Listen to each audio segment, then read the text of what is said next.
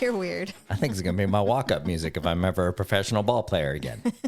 Again, like I was before. Whatever. Welcome to the ugly truth. Ugh. She's still with us. We just saw her. I know. Anyway, I hope everybody had a good Halloween. Trick or treat. I mean, it was fine.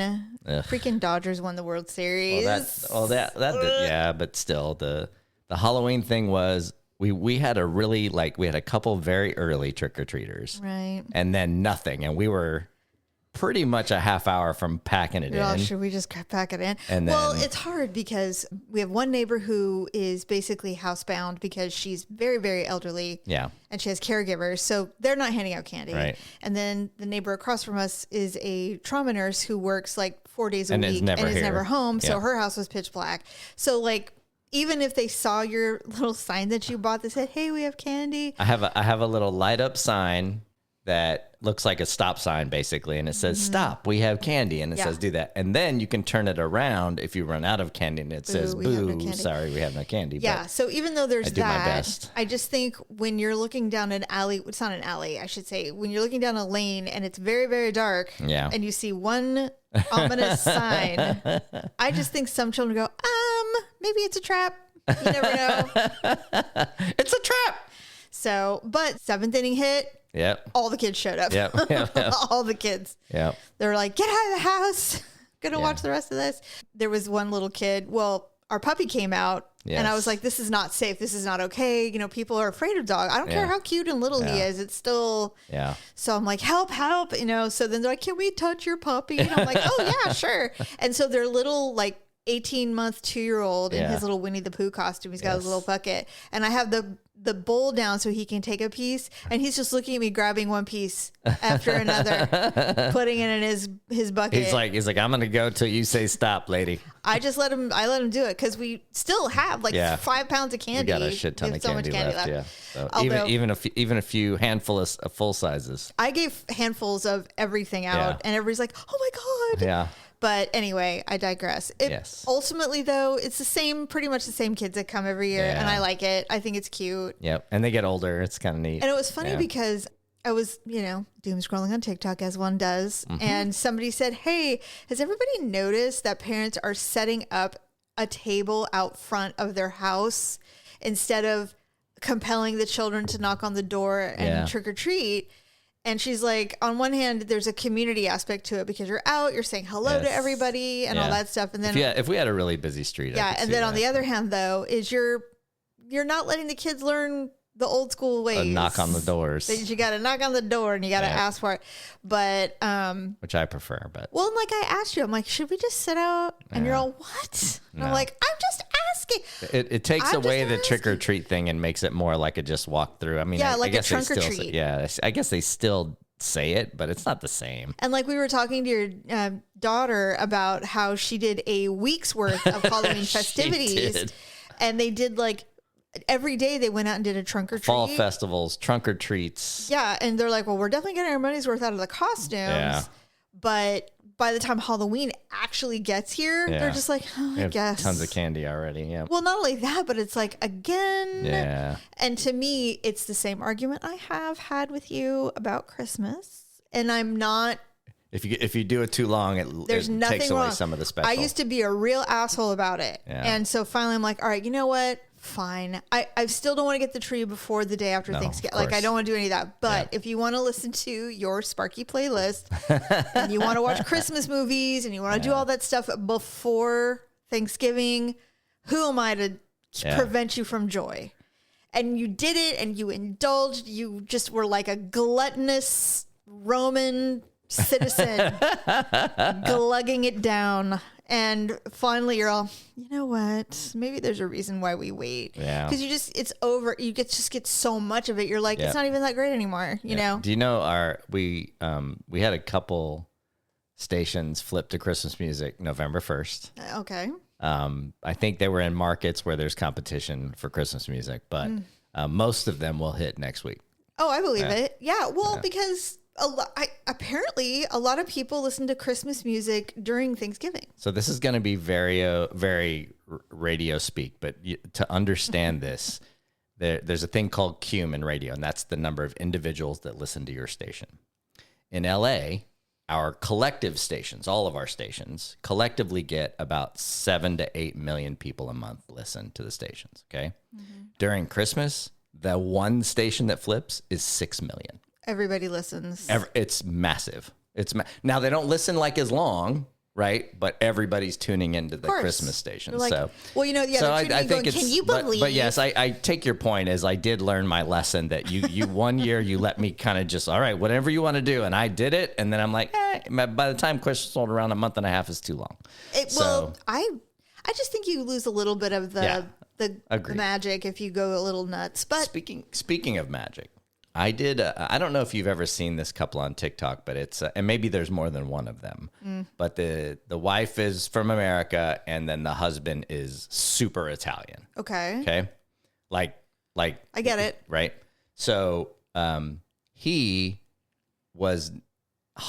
is so special to him since he's come to America. He thinks he was like getting emotional about how community it was compared to other days of the year. He's in a good neighborhood. Right, exactly. He's in a good neighborhood. Lots of people come out, do the whole thing. And he's just like, I just love, and it's not something they do. No, in Italy, of course. No, they're incredibly religious in Italy. So, they would never. So here, from a community and neighbors coming out and doing all, he is just like, he thought it was the greatest thing ever. Speaking, that's very sweet. But speaking of, there's this gentleman that I follow on social media, and I can't remember his name. I'm so sorry because I've been following him for years. He's John Hamm. So funny. He's in Ireland, and he's very Irish, and he's like, can you barely understand him Irish? You can't understand him. No, he speaks like you can understand him, but he's like, as you know, the Irish invented Halloween, and I'm like, did they? What? I think they did. Celtic, I believe. Huh. I don't know. He might just say stuff. Didn't know. He said, but I think the Americans have a right to carve pumpkins instead of what we do. Oh. He goes, so I carved a pumpkin, and my people are like, why are you going against your heritage? Like, this is literally something we invented. What did they carve? Turnips. Oh. And he said, here's my pumpkin. And he showed his little jack-o'-lantern. He goes, and here's what they expect us to do. And it looks like the face on the Book of the Dead. Yeah.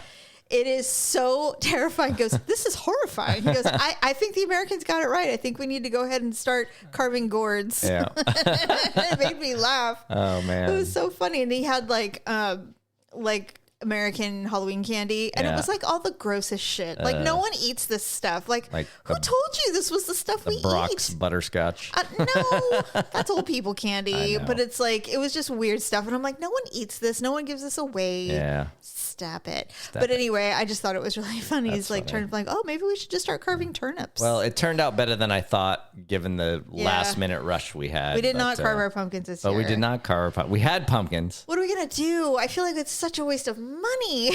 What are we gonna do? I mean, we could make something with them, I suppose. Do chickens eat pumpkins? We could smash them somewhere. But do chickens eat them? I would imagine, but I don't know. Well, I don't know. I don't want to feed the chickens in the neighborhood. No, but I just feel bad buying them and then just, I mean, they're like decoration now, but I even thought. I am positive we can look up what can you do with your pumpkins. They all say the same thing. Feed it to an animal. That's what they all say. But it's is it good for dogs? I bet it is. I don't know. Probably. Maybe. Yeah. I don't know. That sounds like a mess that I don't want to deal with. But I don't know. I just felt bad. I'm like, could I carve it out and like put a flower arrangement in it? Oh, like a fall thing. Yeah, but they're alive. I mean, it's vegetation, so I think it would probably eventually go bad. And I'm like, I don't want to do that because then you get flies. And I don't want to do it. Yeah. Anyway, the sentiment was there. We just didn't. We didn't do it. Yes, there was something I wanted to mention. I had wrote because I no girlfriend. Longer you had wrote. I no longer have grammar. God. It's ridiculous. This was interesting. This was on Reddit. You know how much I love Reddit. I do. Somebody said, hey, housekeepers of hotels and motels. Okay, so professional housekeepers. Yes, they were asking a question, and I believe this was in the hotel subreddit. Okay. And so they said, hey, I do a lot of traveling and I always bring like a 6-pack of beer when I travel because I like to drink beer after work or whatever in my room, what have you. He's like, well, he doesn't bring it. I get it. He gets a 6-pack. Obviously, I can't take it with me, so I just leave the unopens in the fridge on the dresser or whatever. I just leave them. Yeah. Do you guys? Please tell me you don't throw them away. Tell me that you at least drink them so that I know someone's enjoying them and that they're not in the garbage. Yeah. Yeah. And somebody goes, professional housekeeper here. We abso-fucking-lutely take your beer.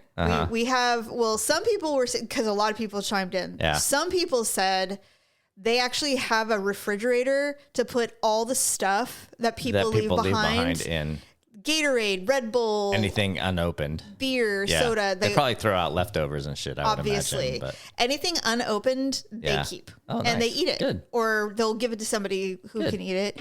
And some guy goes, hey, he goes, I actually drank Madonna's Guinness and Red Bull when I had to clean out her dressing room backstage at a place.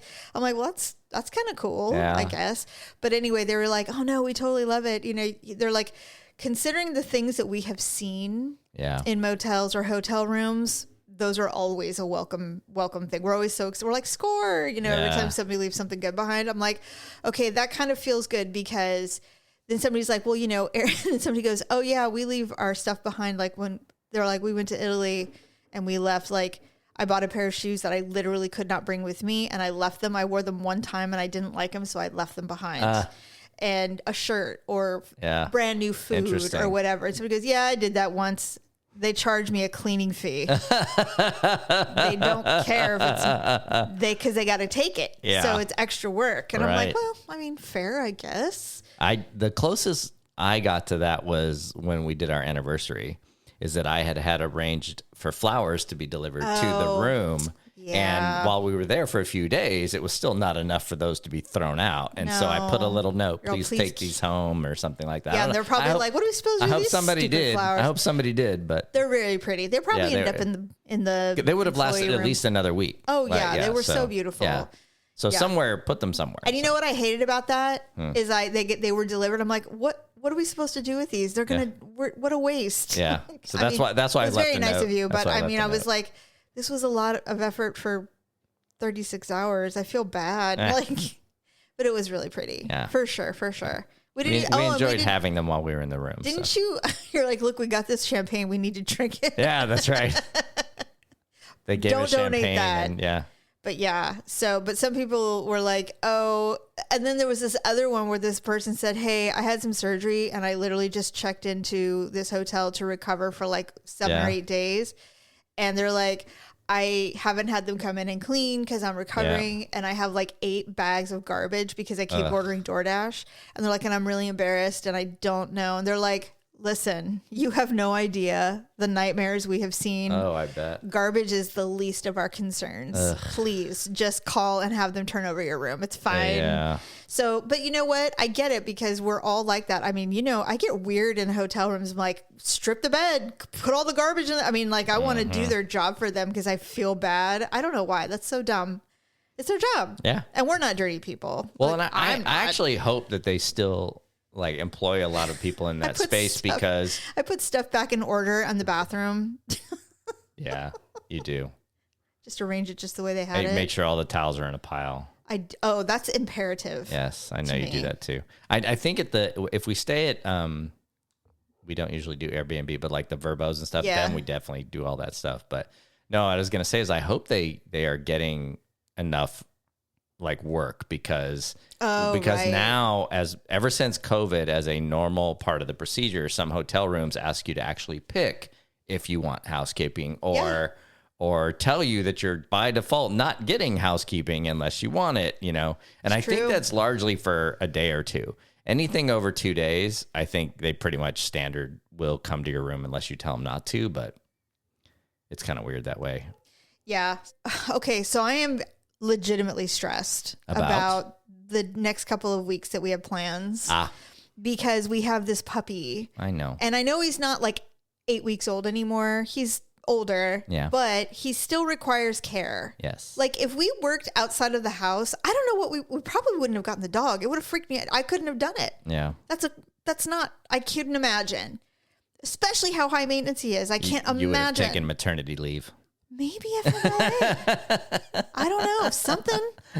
Anyway, so I'm a little stressed because we don't really have a designated pet sitter. Yeah.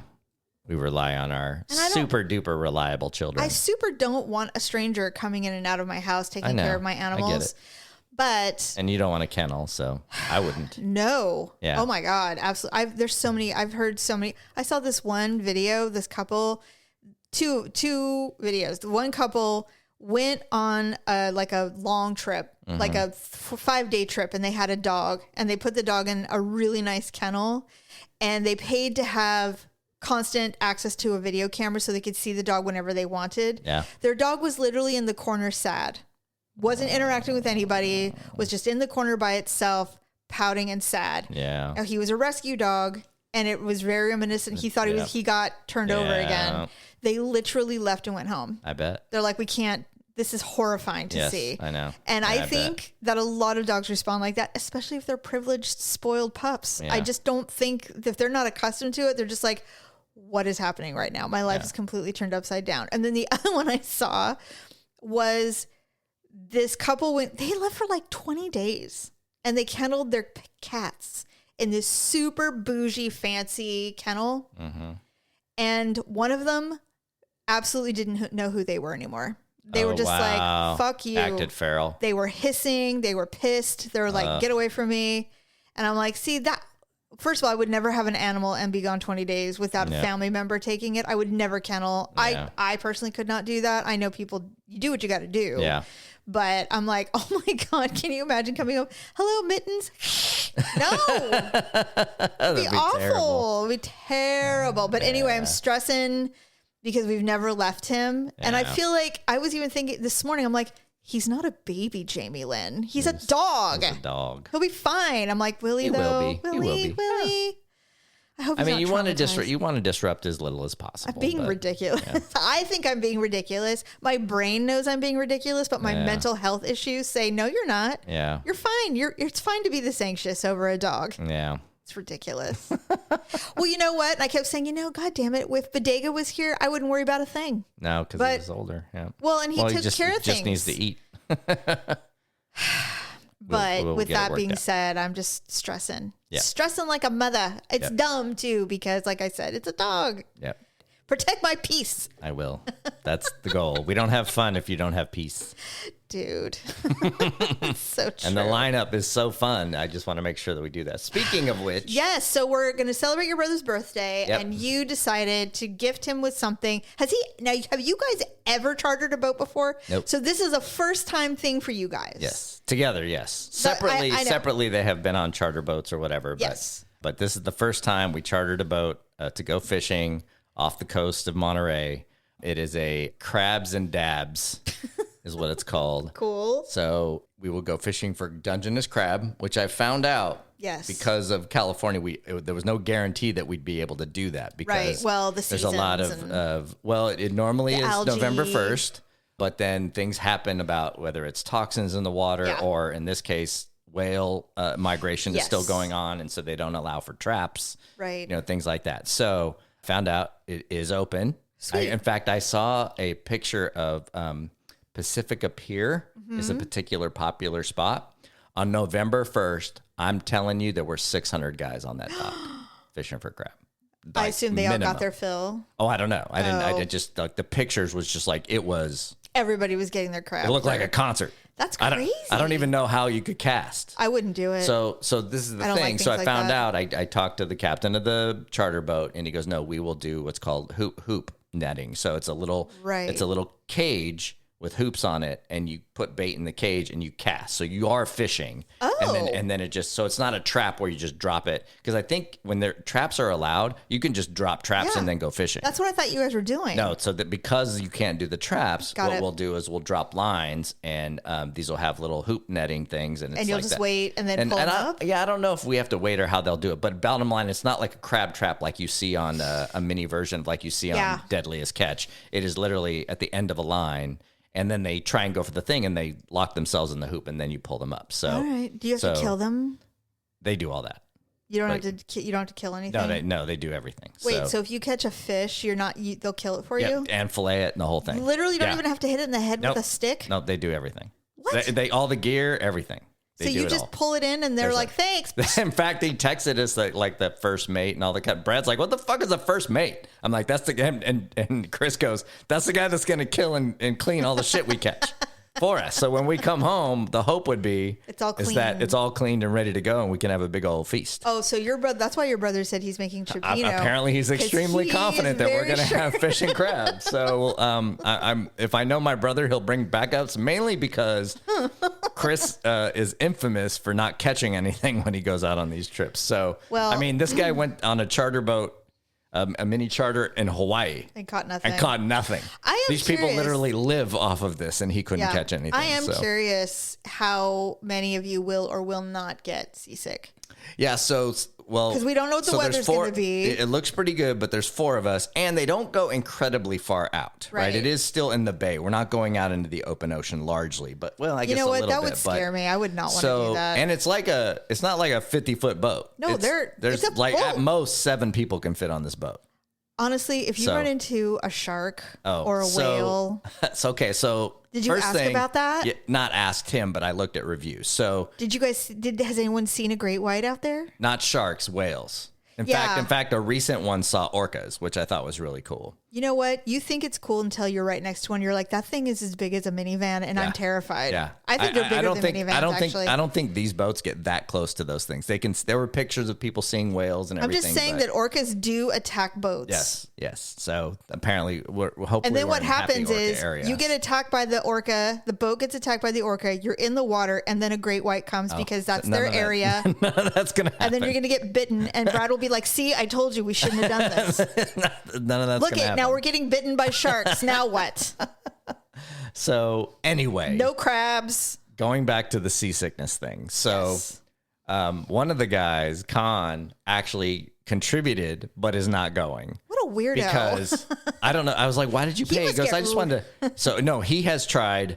He goes, I've done Dramamine, bracelet, everything you could do, I did, and still got sick. Well, it could be a mental thing too. I bought the bracelet thing. I haven't tried it, but apparently there's these bracelets you can do, and then depending on where you put the little not puncture.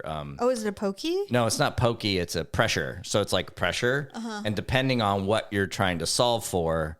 So the one for seasickness goes like right in the middle of your wrist, and then there's migraine and morning sickness and different pressure points you can do. So I got one of those for all of us. And then now I did get seasick the last time I was on a charter. Yes. But I was also about 17 and we went in the Fairlawns and it was 14-foot waves.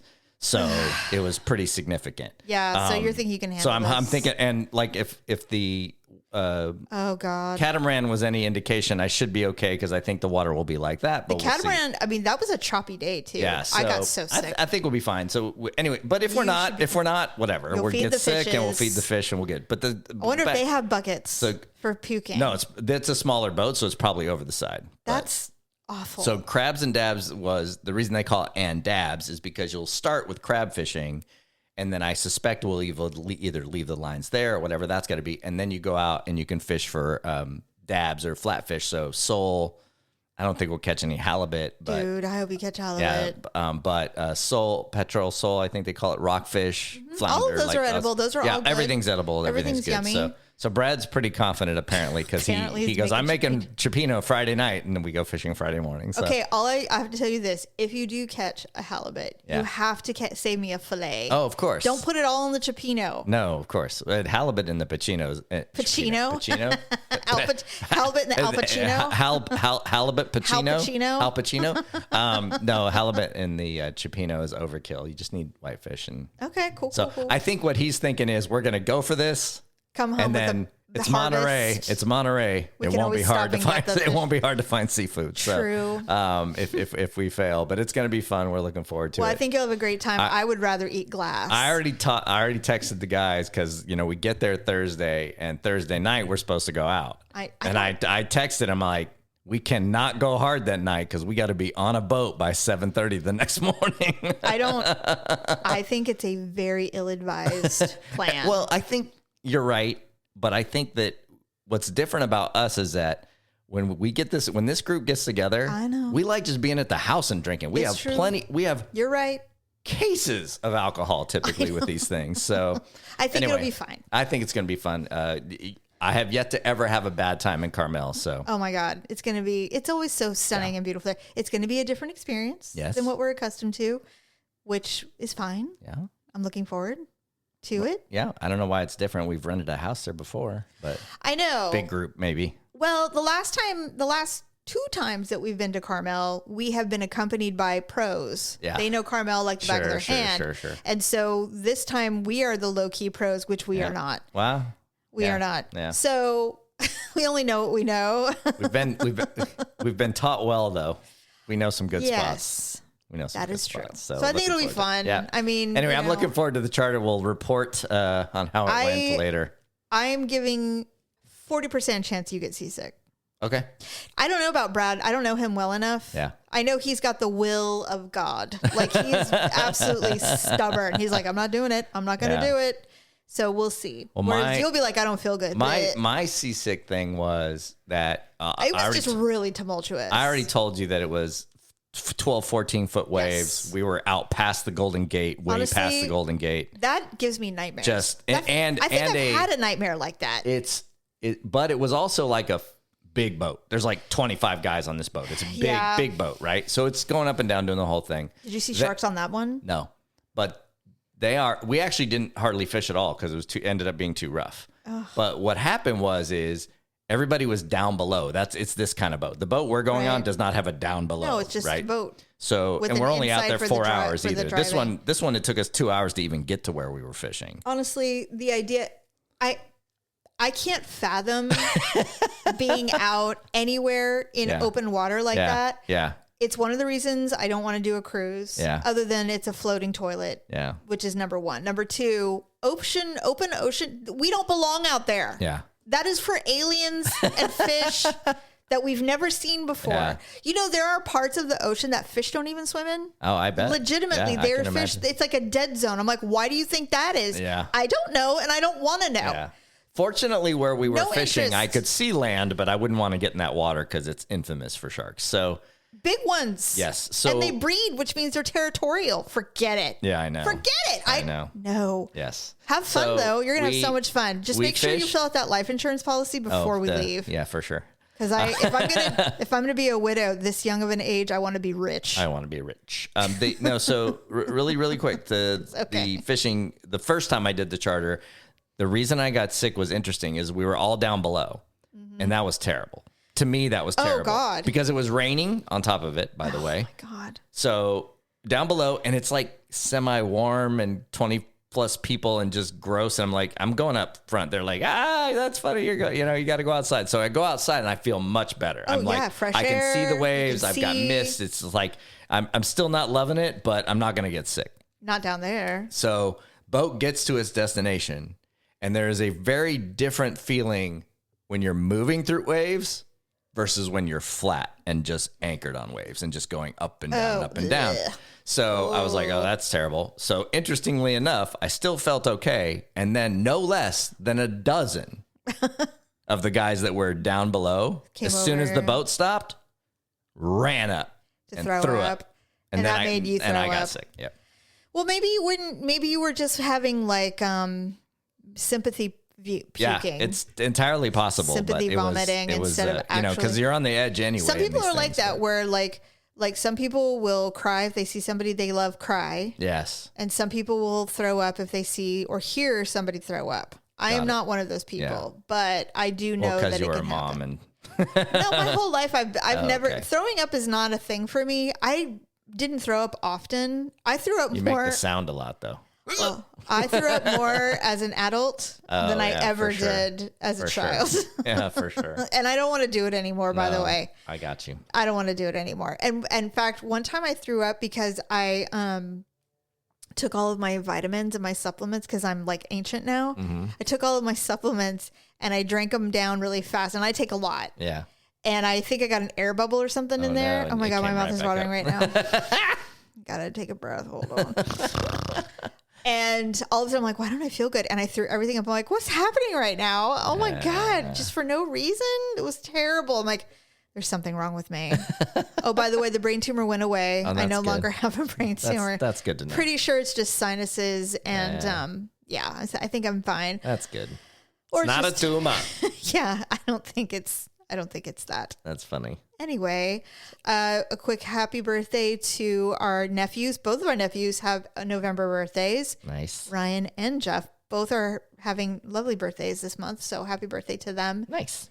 And I think that's as close to radio. Oh my God. Speaking of radio. Okay, really quick. You can cut this out if you want to. Yeah.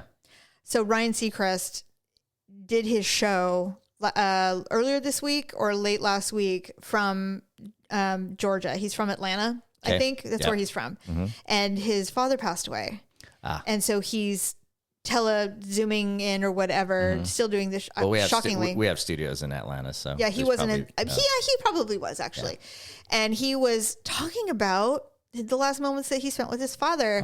And I'm like, I mean, honestly, you have to be so comfortable behind a mic to be able to talk like that and not worry about TMI or anything like that. He's a consummate professional. Yeah. And although he's super slick, super glossy, does all the things, he's so freaking good. And at the end of the day, he's such a good jock. Yeah. Like so good. His radio show is very different than him on TV. It's like the rarefied air of on-air jocks nowadays because, everybody complains how it's all board op and AI and all that. And it is. A lot of it is. But the rarefied air, Charlemagne, Ryan Seacrest, Bobby, like, honestly, they are literally top tier. And you forget because I don't listen to that stuff very often. And so I'm listening to him and I'm watching it, obviously, because I normally don't watch radio shows, but I was watching it. First of all, he's lost a tremendous amount of weight. He needs to eat a sandwich, and I'm not kidding. The man is too thin. What are we doing? What is he even doing? I don't know. But maybe because of the whole family thing. Maybe he just hasn't eaten. Maybe. But as someone who needs some meat on a man's bones, he needs to eat. Someone make him some mashed potatoes, please.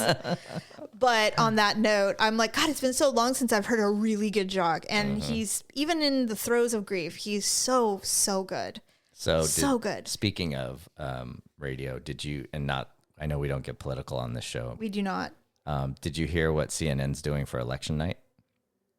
Oh, it's got to be something horrible. No, so CNN, in an effort to try and get younger, is doing a quote live cast of political coverage.